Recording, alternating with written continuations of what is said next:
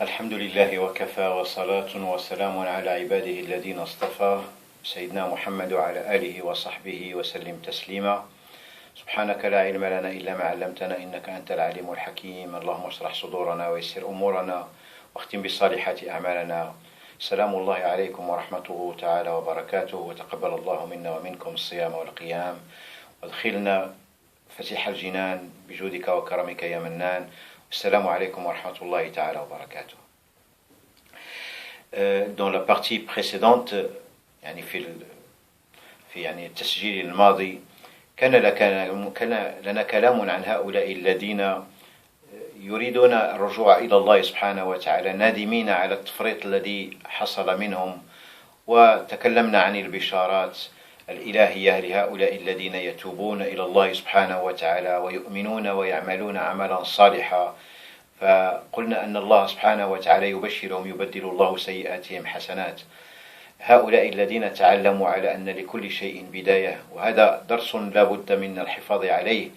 الذين تعلموا على أن مع العسر يسرا، كما أخبر بذلك المولى سبحانه وتعالى في كتابه العزيز فإن مع العسر يسرا، وكذلك أن لليل بداية ونهاية، وأن للفرح بداية ونهاية، ويأتي الفرح بعد الحزن، والصحة بعد المرض، فكل من عليها فان كيفما كان حاله ماديا أو معنويا. وهذا جاء في كتاب الله سبحانه وتعالى كما تعلمون وكما تعرفون، وأن الإنسان أجله محدود إنما هو أيام. فهؤلاء الذين تابوا إلى الله سبحانه وتعالى أو ربما لهم شك في العودة إلى الله سبحانه وتعالى، فأقول لنفسي ولإخواني وأخواتي سارعوا إلى مغفرة من ربكم. Donc nous avons, par rapport à nos frères qui veulent se repentir, qui aujourd'hui viennent de comprendre que toute chose a une fin, et que s'ils ont retenu cette leçon du Ramadan, c'est quelque chose de magnifique, parce qu'à travers cela ils vont comprendre que leur vie aussi a une fin. Et comme d'ailleurs la nuit il a une fin, il est remplacé par le jour, comme d'ailleurs il y a la maladie qui est remplacée par la santé, comme l'insuffisance est remplacée par la richesse ou par l'aisance. Donc la vie, al-hayatu amal, la vie est un champ de travail, est un champ de labeur, et il faut absolument faire le nécessaire afin d'atteindre l'agrément d'Allah subhanahu wa ta'ala. لا بد أن نتذكر أمرا مهما. كلما داب الإنسان في المعصية وفي الملذات وفي الشهوات وابتعد عن منهج الله سبحانه وتعالى، أضعف الإيمان أن سجل حسناته سيبقى فارغا. والخطير والأخطر في الأمر أن يصبح وسخا قذرا بالمعاصي. هذه المعاصي تبقى في كتابه إلى أن تقوم الساعة، تدخله جهنم والعياذ بالله. تنتهي لذة الشهوة كما يقول أهل العلم، ولكن يبقى أثر المعصية في كتابك إلى أن تقوم الساعة، به تدخل الجنة أو النار والعياذ بالله. وكيفما كانت الشقاوة وكيفما كان العمل وكيفما كانت الصعوبة، ما دامت في طاعة الله، ما دامت في الامتثال إلى أمر الله سبحانه وتعالى، تنتهي هذه المشقة ويبقى أثرها ثوابها جزاؤها في سجل حسناتك إلى يوم القيامة، تدخلك الجنة بفضل الله سبحانه وتعالى. Sache mon petit frère, ma petite sœur, que le fait de s'éloigner du chemin d'Allah subhanahu wa ta'ala, suivre ses pulsions, ses désirs, à tremper dans les délices de la vie, parfois aller à l'encontre des recommandations d'Allah subhanahu wa ta'ala, les transgressant parfois, comme disent les savants. La désobéissance et ce désir, sans goût aussi bon qu'il puisse être, finit par disparaître, être oublié. Par contre, son impact dans le registre de tes actions, qui vont te servir dans l'au-delà, pour te permettre le passage vers le paradis ou l'enfer, cette trace restera indélébile dans ton registre jusqu'à ce que Allah subhanahu wa ta'ala décide de ce qu'il va devenir de toi-même. Il t'emmènera en enfer wal-'iyadhu billah. Tout au contraire, comme nous rappellent nos savants, l'obéissance, l'adoration, la dévotion, aussi difficile qu'il puisse être, une bonne nuit de sommeil et tout s'oublie. Un bon plat et tout s'oublie. Un peu de moyens et tout s'oublie. Comme si rien n'était. Par contre, sa trace restera aussi indélébile dans ton registre des bonnes actions jusqu'au jour de la résurrection et te servira de sésame, de passeport pour aller vers l'agrément d'Allah vers son paradis éternel. Tout a un début, tout a une fin. Et on ne désespère pas. Parfois, certains frères et sœurs, peut-être qui ont écouté le dars d'avant, la petite intervention d'avant, dire « Mais oui, je vais me repentir, mais je vais encore faire des bêtises. » Oui, on fait tous des bêtises, parce que nous sommes les faibles. Allah nous le rappelle dans le Saint-Coran. Allah nous le rappelle. Nous sommes créés faibles. L'homme fut créé faible, comme Allah nous le rappelle dans le Coran. Le plus important, ce n'est pas de ne jamais tomber, mais c'est de savoir tomber chaque fois qu'on se relève. C'est-à-dire, ce n'est pas le fait de ne pas commettre des erreurs, on le commettra. Mais savoir se repentir et demander pardon aussitôt pour revenir à Allah subhanahu wa ta'ala. Mais ne laisse surtout pas Shaitan, Satan, t'envahir avec cette idée que ton affaire est scellée et qu'il n'y a pas de retour vers Allah subhanahu wa ta'ala. Non, il y a un retour. Un retour, et faire confiance à Allah subhanahu wa ta'ala, exalté soit-il, il faut lui faire confiance. Parce que si tu écoutes cette petite voix qui te dit « Mais non, il n'y a plus rien à faire », Shaitan, il a réussi à t'avoir. Oui, si tu revenais vers Allah subhanahu wa ta'ala, comme nous le rappelle dans un hadith Qudsi, même si tu viens vers lui avec des péchés aussi hautes que les montagnes, mais tu reviens vers lui sans lui associer aucune autre divinité. Et le fait de ne pas associer de divinité à Allah subhanahu wa ta'ala, cela veut dire qu'on a œuvré dans le bien conforme à ce qu'il nous a demandé, commettant des erreurs. Allah subhanahu wa ta'ala pardonne tes péchés. Kullu ibn Adamin khata, khairul khata'ina tawwabun. Tout être humain commet des erreurs. Mais les plus vertueux, les meilleurs, ce sont ceux qui savent se repentir, demander pardon une fois qu'ils ont commis un péché ou une mauvaise action. La mauvaise action efface la bonne et la bonne action efface la mauvaise. Sauf que Allah subhanahu wa ta'ala, dans sa grande clémence, dans le Saint-Coran nous dit tu fais un péché, tu commets une mauvaise action, tu as sa rétribution à égal. Mais la bonne action, la bonne action, par contre, est récompensée au moins 10, jusqu'à 700 et au-delà. Il a encore, tout dépend de la pureté que tu as dans le corps et ta façon de repentir vers Allah subhanahu wa ta'ala. Pas de désespoir. Commençons par à faire ce que Allah nous a demandé dans le verset que nous avons vu auparavant. Illa man taba, celui qui se repent, wa amana, croit, wa amila salihan, wa amila salihan, wa amila amalan salihan, celui qui fait des bonnes œuvres. Ulaika, cela, Allah subhanahu wa ta'ala change leurs mauvaises actions en bonnes actions. Pendant ces jours, un père de Ramadan, on commence à s'adresser vers Allah subhanahu wa ta'ala. Une invocation simple. Allahumma innaka afuun tuhibbul afwa fa'fu anni. Allahumma innaka afuun tuhibbul afwa fa'fu anni. Dieu, mon Seigneur, tu es pardonneur, pardonne-moi. En langue arabe, le mot afa, il est magnifique. On dit afatir rih, c'est-à-dire le sable, quand il y a le chameau qui marchait dans le sable, qui laisse une empreinte, quand il y a rih, afatir rih, il efface complètement la trace. Ton père peut t'en vouloir un jour quand tu as commis une faute avec lui. Mais Allah, il te dit, afa Allah wa amma salaf. On a effacé, jamais sa terreur ne sera citée ou tu seras protégé. Allah subhanahu wa ta'ala ne t'en voudra jamais. Il n'est plus dans ton casier. Et donc derrière cela, il faut revenir. Comment puis-je me réformer? Comment puis-je faire des bonnes actions? Quelles bonnes actions? Ce n'est pas une question qui vient uniquement de ma tête, mais nous, en tant que croyants, nous avons une constitution qui nous guide, qui nous oriente vers la lumière.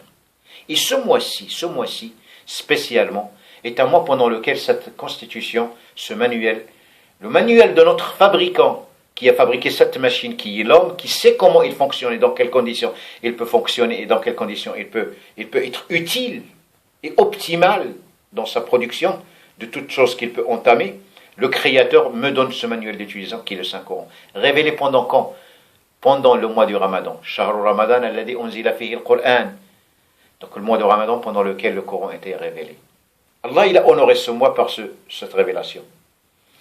Et donc, si je suis pendant le mois du Ramadan, le prophète m'annonce une bonne nouvelle.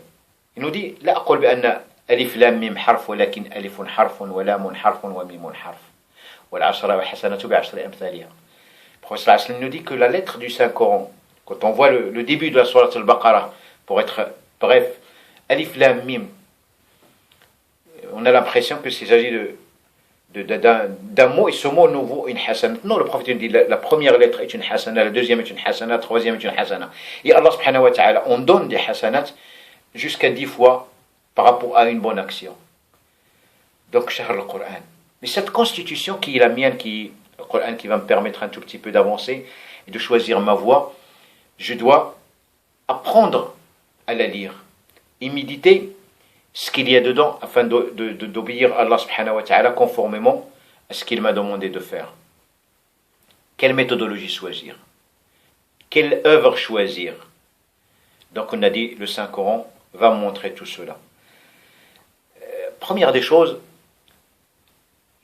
il faut penser aussi, ça aussi parmi, c'est une parenthèse entre les choses que nous devons apprendre à travers les leçons du mois de Ramadan. Nous adorons un seul Dieu, unique.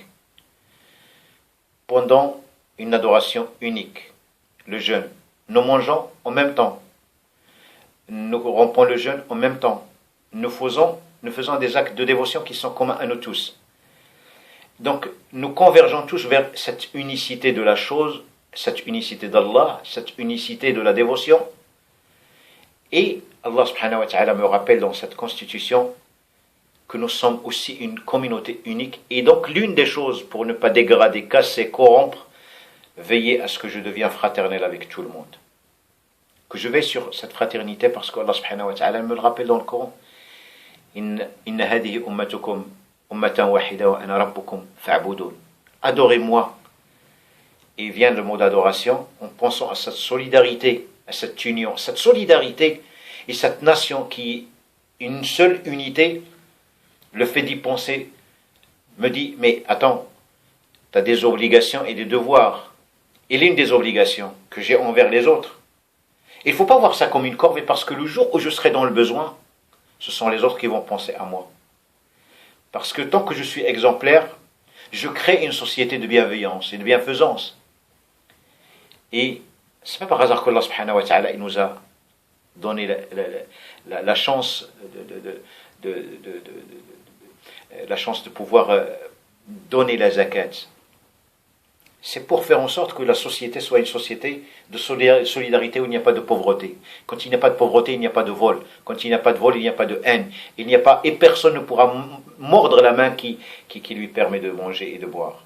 Donc, je veille sur cette nation d'unicité et sur l'humanité tout entière. Nous sommes tous frères dans l'humanité. Allah subhanahu wa ta'ala, vous le voyez, le mécréant, et là aussi les moyens insuffisants qui sont parfois mieux que le croyant sur terre. Pour une raison qu'Allah subhanahu wa ta'ala sait, et nous le savons, alhamdulillah, puisque nous savons, nous l'avons expliqué. Donc cette communauté, j'ai des devoirs et des obligations envers elle. Je dois l'aider, je dois aider mes frères et sœurs quand ils sont dans le besoin, à travers la zakat, à travers les aumônes. Voilà une bonne action de ce mois du Ramadan. Et d'ailleurs, si j'ouvre le Coran, je vais lire un verset coranique qui est magnifique. Allah il me dit faqra'u ma tayassara min. À propos du Coran, lisez ce que vous pouvez, ce que vous êtes capable de lire du Saint-Coran. Et il me donne une méthodologie. Créer un lien vertical avec Allah subhanahu wa ta'ala à travers le repentir. Qimu salat. Faites la prière.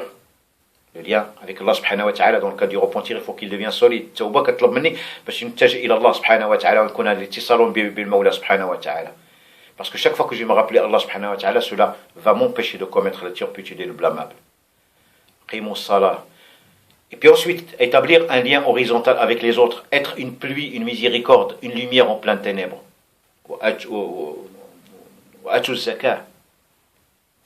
Acquittez-vous de la zakat. Ça vous permet de soulager les plus démunis, les plus faibles, ceux qui n'ont pas les moyens. Et Allah subhanahu wa ta'ala, si jamais même le shaitan veut t'empêcher l'action de bien, il dit non, écoute, moi ce que je te demande, ce n'est pas que tu me donnes ton argent. Et là, il te donne, je t'ai donné la propriété de cet argent. Tu as gagné grâce à l'intelligence que Allah t'a donnée, tu l'as gagné grâce aux causes que Allah il a mis à ta disposition, les moyens qu'il a mis à ta disposition, santé, travail, épouse, enfant, Tout ce que tu as pu avoir, tu l'as pu avoir parce que Allah il a voulu. Si tu n'es pas d'accord avec cela, rentre dans les hôpitaux, tu verras bien qu'il y a des gens qui n'ont pas la santé. Ils sont démunis. Tu vas rentrer en prison, il y a des gens qui n'ont pas de liberté. Tu vas voir au cimetière des gens qui n'ont plus la vie pour pouvoir faire des bonnes actions. Allah il les a pris. Tu vas voir des gens qui sont à découvert parce qu'ils n'ont plus d'argent. Il y a des gens qui font la manche parce qu'ils n'ont plus d'argent. Toi, Allah, il t'a privilégié, il t'a donné beaucoup de choses. Donc les autres, ils sont là aussi, tu as raison d'exister. Tends la main, et si jamais tu t'as envie un tout petit peu de Shaitan vient t'envahir, sache que Allah il te demande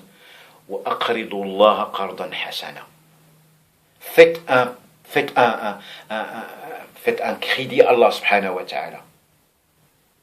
Allah il te dit, je t'ai donné ces moyens. Et encore une fois, je ne te demande pas de me les donner définitivement, je te demande tout simplement de me prêter. Fais-moi une avance. En aidant ton frère, ta soeur, ta société dans laquelle tu vis pour qu'il soit belle encore. Et que personne ne se sente mal. Et personne, puisque tu viens de connaître le mois du Ramadan, ce que c'est que la privation. Il te rappelle ce que vous allez donner, c'est ce qu'elle t'a bien que vous allez trouver auprès d'Allah subhanahu wa ta'ala. Et Allah il va le multiplier. Accomplissez la salat, acquittez la zakat, et faites Allah un prêt sincère. Donc vous le retrouverez auprès d'Allah meilleur et plus grand en fait, parce que quand Allah subhanahu wa ta'ala il parle du mot yuda'if, le jour où tu vois la rétribution par rapport à ce que tu as donné, tu vas voir que tu as donné l'infiniment petit parce que tu auras l'infiniment grand, parce que le mot yuda'if vient du mot da'f, petit. Allah ne permettra jamais à son serviteur d'être plus généreux que lui. Et c'est pour ça que je vous ai dit, donc Allah subhanahu wa ta'ala, donc, comme le rappelle Ibn al-Qayyim radiyallahu anhu, wa rahimahullah, il nous disait que sur une citation, Allah subhanahu wa ta'ala, quand il y a l'aumône, c'était Ibn al-Qayyim rahimahullah qui disait ça, qui disait bon, sadaqa, l'aumône il a un effet magnifique, quelque chose de magique. Donc déjà tu repousses le mal avec. Il est accepté même quand elle vient de la part d'un pervers, يعني ولو كانت من فاجر أو ظالم, un injuste, min kafir, d'un mécréant, parce qu'il a un impact positif dans l'environnement dans lequel tu vis, et donc du coup forcément Allah subhanahu wa ta'ala, donc il te permet d'avoir cette chance d'avoir des hasanat, des bonnes actions qui sont multipliées auprès d'Allah subhanahu wa ta'ala. Donc le don, la générosité, Allah il me donne le mode opératoire. Mais en tant que communauté, cette unité ne se fortifie et ne devient plus forte que lorsqu'elle est dans un environnement qui lui permet d'exceller dans la bienveillance et dans la bienséance et dans l'œuvre du bien. Et ce qui nous rappelle cela, c'est le lien avec Allah subhanahu wa ta'ala. C'est un lien qui est omniprésent dans les demeures d'Allah. C'est ces demeures que vos parents ont ouvert, qu'ils ont par la grâce d'Allah subhanahu wa ta'ala. C'est dans lesquelles nous apprenons ce qu'il faut faire, ce qu'il ne faut pas, ce qu'il ne faut pas. Ces demeures dans lesquelles on se rappelle pour éviter l'enfer, dans ces demeures nous apprenons, ces demeures dans lesquelles nous fêtons nos baptêmes, dans lesquelles nous fêtons nos mariages, dans lesquelles nous fêtons aussi la dernière demeure sur terre que nous visitons, c'est la mosquée avant de nous diriger vers Allah subhanahu wa ta'ala. Et donc, dépenser pour ces mosquées-là est une obligation, parce que c'est un havre de paix pour nous, c'est une clinique pour notre thérapie, c'est un lieu de notre union, de notre solidarité, c'est là où nous allons voir les pauvres, les nécessiteux, c'est là où ils viennent toquer la porte. Donc nous ne pouvons pas les laisser fermer, parce que nous allons perdre la chance de voir le pauvre, et par la même occasion de perdre la chance de dépenser fi sabilillah. Donc la lecture du Coran, la dépense, faire un prêt sincère auprès d'Allah subhanahu wa ta'ala, c'est en gardant ses demeures ouvertes. C'était ainsi qu'il était notre prophète sallallahu alayhi wa sallam. Pendant le mois du Ramadan, il était beaucoup plus généreux que plus que dans le reste de l'année, mais il était toujours généreux. Il faut qu'on soit comme lui. كان كما يقول ابن القيم لا يخشى الفقر وكان سروره وفرحه بما يعطيه. Le prophète sallallahu alayhi wa sallam, il ne craignait pas la pauvreté et sa joie était grande quand il donnait. beaucoup plus, cette joie était énorme par rapport à la joie qu'il pouvait sentir quand il recevait quelque chose. Et c'est pour ça que les vertueux nous disent, si tu as envie de savoir si tu fais partie des gens qui veulent travailler pour l'au-delà ou ici, il suffit que tu te poses la question à toi-même. Tu as deux personnes sur le seuil de ta porte. Il y a un qui vient te demander une aumône et l'autre qui va te donner un cadeau. Tu es content avec qui? Tu vas faire rentrer le premier avec joie qui? Si tu aimes celui qui ramène le cadeau, c'est que tu tiens à ce bas monde et au bas-viol de ce bas monde. Par contre, si tu es content parce que quelqu'un vient te demander une sadaqa, c'est que c'est quelqu'un qui va t'aider à construire ce que tu vas trouver dans le monde éternel, dans l'au-delà auprès de Allah subhanahu wa ta'ala. Si tu aimes prendre, si tu es de ce genre de ce bas, si tu aimes donner, si tu fais partie des gens qui construisent pour l'au-delà, là, ici c'est éphémère. Et Allah subhanahu wa ta'ala nous éprouve dans le temps qu'il nous donne, dans la jeunesse qu'il nous donne, dans la santé qu'il nous donne, dans l'argent, les biens qu'il nous donne, dans les enfants qu'il nous donne. On est éprouvé. C'est une maison d'examen. Et à la fin, on aura un bulletin. On aura un bulletin de salaire, on aura un casier, on aura... Et là, ton salaire, qui va te permettre de vivre dans le confort absolu dans l'au-delà, dépend de ce que tu as œuvré dans ce bas monde. Ici, quand tu travailles, tu veux un bon salaire. Et bien dans l'au-delà, il est anormal. Ne pense pas que celui qui était pervers et injuste et mécréant, qu'il aura la même récompense que celui qui s'est emprisonné dans cette vie et donné aux autres, privilégier les autres à soi-même. Donc les demeures d'Allah, mes chers frères et sœurs, pendant cette période de confinement, peut-être qu'ils ne vont jamais souffrir. Mais nous les avons oubliés, parce que nous étions chez nous. Et pourtant, ces maisons-là continuent de fonctionner, il y a des charges. Et nous en aurons besoin. Ils auront besoin d'être désinfectés, ils auront besoin de masques, ils auront besoin de solutions, ils auront besoin de mettre en place des solutions de prévention, ils auront en place de continuer les projets, de continuer à apprendre à nos enfants, à apprendre à nos vieillards, à venir dedans nous rencontrer pour remercier Allah, le louanger. Donc nous ne pouvons pas dire que nous sommes croyants, musulmans, nous aimerons les demeures de Dieu, mais par contre je suis content parce que c'est fermé et personne ne me tend la main. Les maisons de Dieu n'ont pas besoin de nous. Nous avons besoin de ces demeures. Et il nous manque beaucoup. Donc, au lieu de penser en priorité au bas-viol de ce bas monde, ces mois, ces jours qui restent, courons. Et chaque jour, essayons de donner un petit quelque chose, peut-être, et c'est une certitude. C'est celui qui travaille pendant ces 10 jours de Ramadan. Tous les jours, il donne quelque chose. Il a la certitude que de donner pendant la nuit de Qadr. Alors les jours qui restent, soyez généreux, pas avec la mosquée, avec vous-même, parce que ce que vous le donnez, ce n'est que vos biens que vous êtes en train de transporter pour l'au-delà, de préparer pour l'au-delà. Personne n'en bénéficiera si ce n'est que vous-même.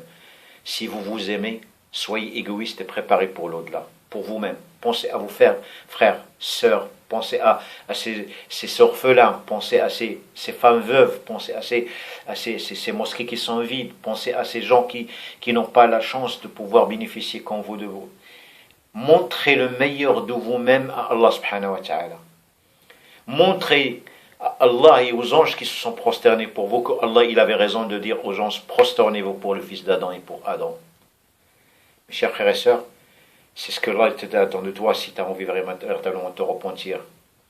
Celui qui se repent, croit, fait des bonnes œuvres, fait une bonne œuvre.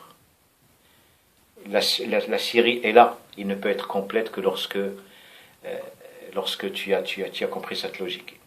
Allah, il ne te fera pas perdre ta récompense, puisqu'il te dit dans le Saint-Coran, مثل الذين ينفقون أموالهم في سبيل الله كمثل حبة أنبتت 7 سنابل في كل سنبلة 100 حبة والله يضاعف لمن يشاء. Toi tu sèmes une graine. Celui qui donne l'argent, qui donne fi sabilillah, c'est comme ce paysan qui va semer une graine. Dans le Saint-Coran, le terme muflihun revient fréquemment. Et beaucoup de gens ils sont qui réussissent. Non, la traduction elle est vaseuse et basse. Non, c'est que toi, avec le peu de moyens que tu as, tu vas semer une graine. Le paysan sème une graine, il va sortir 1 kilo de grain, il pense qu'il va perdre en réalité. Enfin, sa femme pourrait penser puisqu'elle n'a pas l'habitude de semer. Il lui faut de l'expérience. Elle fait là, lui, il va sortir 1 kilo.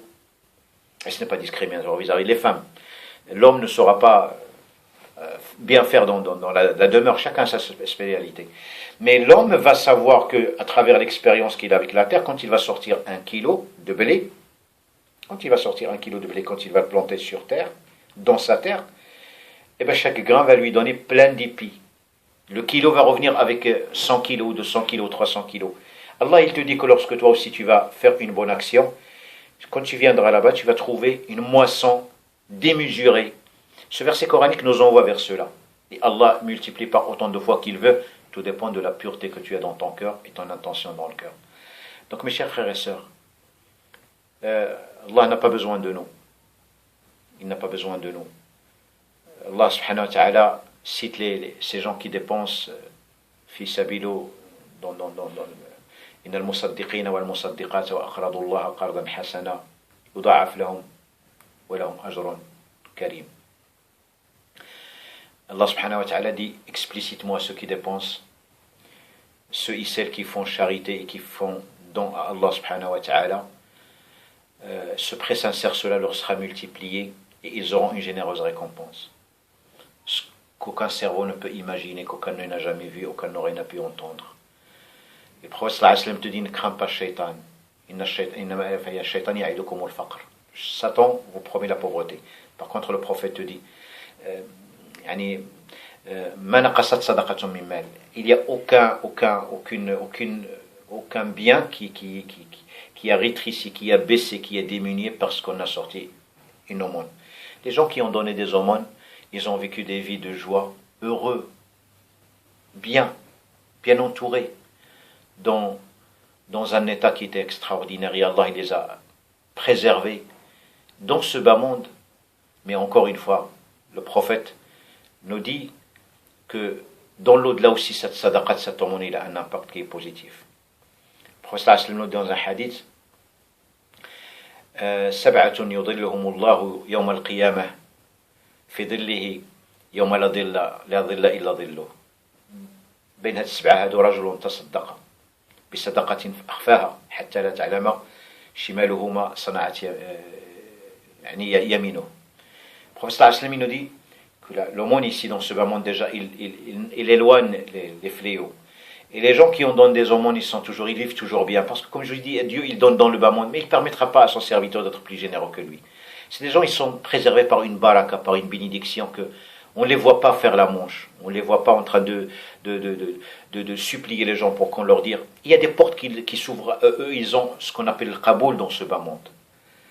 Et le prophète sallallahu alayhi wa sallam, dans l'au-delà, quand il y a ce moment où on est en train d'attendre le jour de rendre les comptes, que les livres soient lus, chacun est témoin contre soi-même.